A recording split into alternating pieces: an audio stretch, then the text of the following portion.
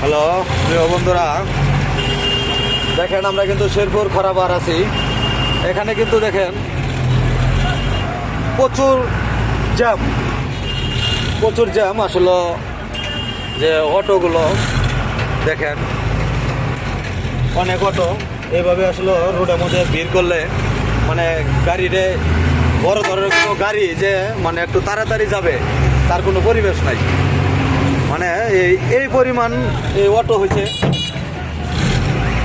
মানে এই অটোগুলো কিন্তু আসলে রোড গার্ডের পরিস্থিতি সৌন্দর্য কিন্তু নষ্ট করে দেয়। এই যে দেখেন, এটা কি হইলো